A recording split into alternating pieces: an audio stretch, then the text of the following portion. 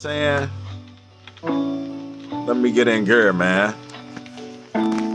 So shoot, it's already Saturday night, you know what I'm saying? It's coming to an end. And, you know, I like to read a little word just so you know, it helps me to remember it. If I can read it, then you know, hopefully I find something that helps me.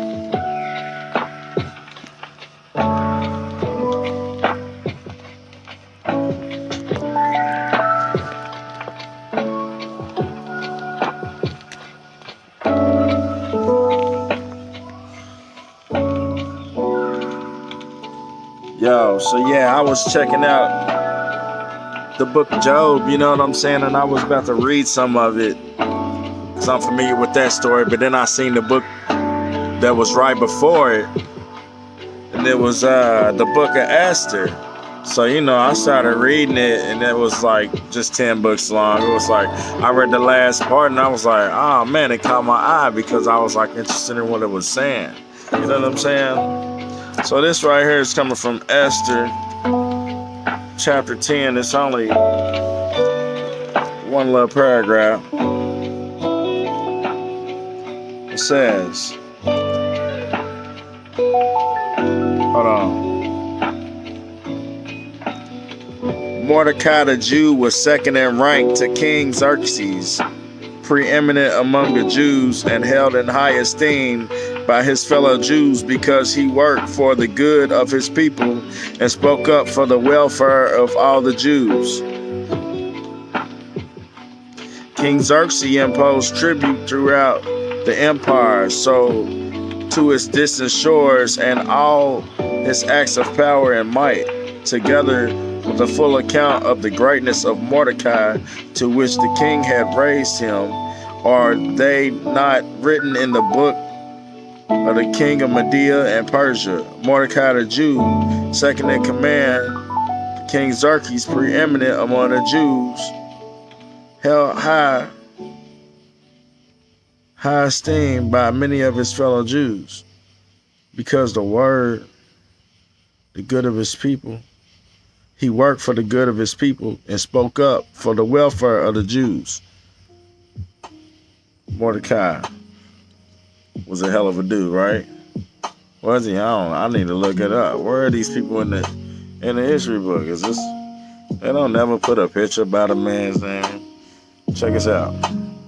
Before that, this is Esther chapter 10, chapter 9, verse 29. So Queen Esther, daughter of Abihail, along with Mordecai the Jew, wrote the full authority to confirm this second letter concerning Purim. What is Purim? And Mordecai uses the letters to all Jews, sends a letter to all Jews, 127 provinces in the kingdom of Xerxes, words of goodwill and assurance to establish these days of Purim at their designated times. And Mordecai the Jew and Queen Esther had decreed for them as they had established for themselves and their descendants in regard to their times of fasting and lamentation. Esther's decree confirmed these regulations about Purim, and it was written down in the records. So it's talking about Feast of Purim, when the Jews is, you know, they done made a new holiday by themselves. So what it's about? What's the holiday about? Purim. Purim. Does anybody still use this holiday? I don't know. I'm just talking to myself, you feel me? Hold on, it says Purim celebrated. Okay, that's what that is. Triumph of Jews. Okay. I think Purim was the triumph. And it was some purity coming in, so they named the triumph Purim. Let's check this out. See, I don't want to word it wrong. I'm going to just say what the book say. This is coming from Esther chapter 9. straight from 1.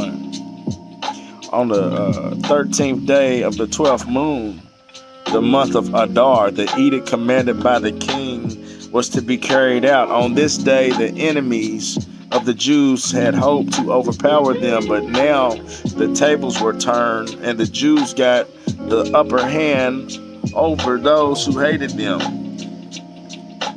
The Jews assembled in their cities and all the provinces of King Xerxes to attack those seeking their destruction.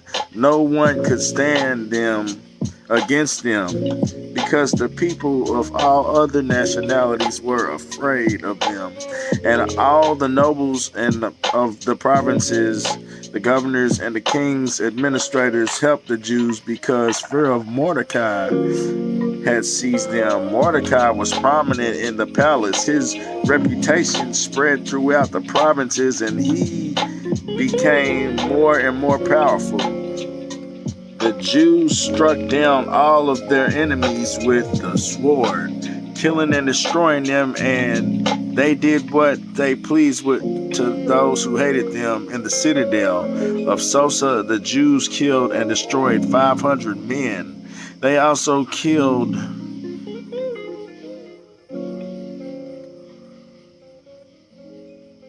but did not lay their hands on the plunder. This is 1, 2, 3, 4, 5, 6, 7, 8, 9, 10, 11, 12. The 10 sons of Haman, son of Hammedatha, the enemy of the Jews, killed the dude and all his sons. Killing. Look. The number of those slain in the citadel of Susa was reported to the king that same day. The king said to the Queen Esther, the Jews have killed and destroyed 500 men and 10 sons of Haman in the citadel of Susa. What have they done in the rest of the king's provinces? Now, what is your petition? It will be given you. What is your request? It will also be granted.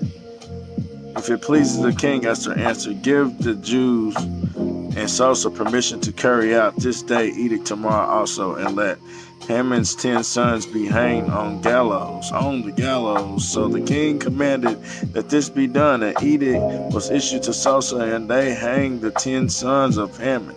The Jews in Susa came together on the 14th day of the month of Adar, and they put to death in Susa 300 men. But they did not lay their hands on the plunder. Meanwhile, the remainder of the Jews who were in the king's provinces also assembled to protect themselves and get relief from their enemies. They killed 75,000 of them, but did not lay their hands on the plunder. This happened on the 14th day of the month Adar, and on the 14th day they rested. On the 13th day of the month of Adar, and on the 14th day they rested and made it a day of feasting and joy. Damn. Alright, this is Purim celebrated. The Jews in Susa, however, had assembled on the 13th and 14th, and then on the 15th day they rested and made it a day of feasting and joy.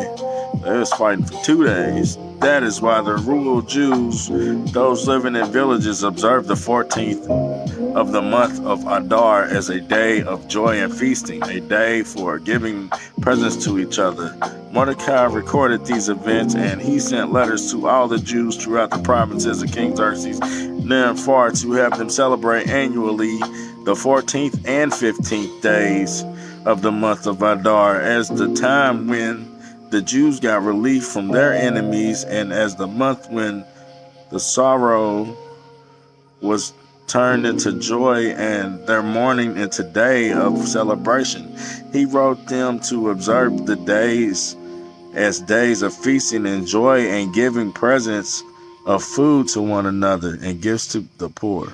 So the Jews agreed to continue the celebration they had begun, doing what Mordecai had written to them. For Haman, son of Hammedatha, and Agagite, the enemy of all the Jews, had plotted against the Jews to destroy them and had cast the pure, that is the lot, for their ruin and destruction. But when the plot came to the king's attention, he issued written orders that the evil scheme Haman had devised against the Jews should come back on his own head, and that he and his son should be hanged on the gallows. Therefore, these days were called Purim, from the word pure, because of everything.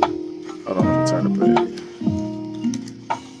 I don't know why, this is interesting to me. Just, you read stuff you never seen it before. Been a while since I opened up the Bible personally. But anyways,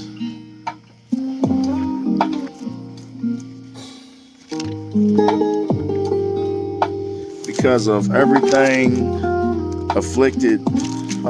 because of everything written in this letter, and because of what they had seen and what they had happened to them, the Jews took it upon themselves to establish the custom that they and their descendants and all who join them should without fail observe these 2 days every year in the way prescribed and at the time appointed. These days should be remembered and observance in every generation by every family and every province and in every city, that these days of Purim should never cease to be celebrated by the Jews, nor should the memory of them die out among their descendants. Queen Esther, daughter of Abigail, along with Mordecai the Jew, wrote the full authority to confirm this second letter concerning Purim, and Mordecai sent letters to all the Jews in the 127 provinces of the kingdom of Xerxes, words of goodwill and assurance to establish these days of Purim at their designated times. Mordecai the Jew and Queen Esther had decreed for them, and as they had established for themselves and their descendants in regard to the times and fasting of lamentation, Esther's decree confirmed these regulations about Purim, and it was written down in their records. King Xerxes imposed tributes throughout the empire to its distant shores, and all his acts of power and might together in a full account of the greatness of Mordecai to which the king had raised him. Are they not written in the book of the annals of the king of Media and Persia? Mordecai the Jew was second in rank to King Xerxes, preeminent among the Jews and held in high esteem by his many fellow Jews, because he worked for the good of his people and spoke up for the welfare of the Jews. So anyways, that's like a long ass history lesson. Kind of confusing, but what it was saying was it was some racial hatred going on, you know what I'm saying? And folks was plotting on the Jews at the time, and this dude Mordecai, he was like he was like high up in society, you know what I'm saying? And he was just peeking stuff, and he was cool with the queen too. And they peeked what all the hatred that was going down, and it got reported to the queen too, and she was married to the king. And then they let the plot get exposed, and I guess what goes up must come down. What's done in the dark comes to light. But it also said that the people had to fight, you know what I'm saying, for their lives. And they had to fight and take lives and kill people just because, the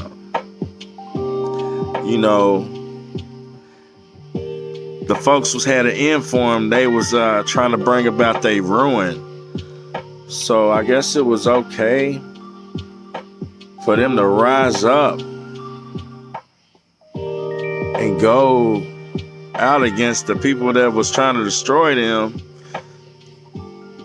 Regardless, the king and queen and the Mordecai dude made it a holiday on the month of Adar on the 14th and 15th days. So when is the months of Adar? What is even the months? I don't know. Does anybody know the months? Does anybody know if this story is still true? Does anybody know who the Jews is? Does anybody know what the records of the King of Medea is? Where is it at, bro? I want to see it. That's what I'm saying. Does anybody know where the pictures of all these individuals in this book is? You know how you can, put a face with a name and a name with a face and shit. You don't put a face and you put a name with a name with a name with a word. But a person's so much more than a word. You know what I'm saying? A picture's worth 1,000 words, right? Yeah. Sorry, I had to suffer through my struggling reading and stuff. It's dark out here, and shadows is, it's causing me to not be able to read clearly. And I ain't done this in a while, Hell, I guess I could read y'all a proverb for the day. You see what I'm saying? I'm supposed to be talking to myself, and I'm up here reading the book. But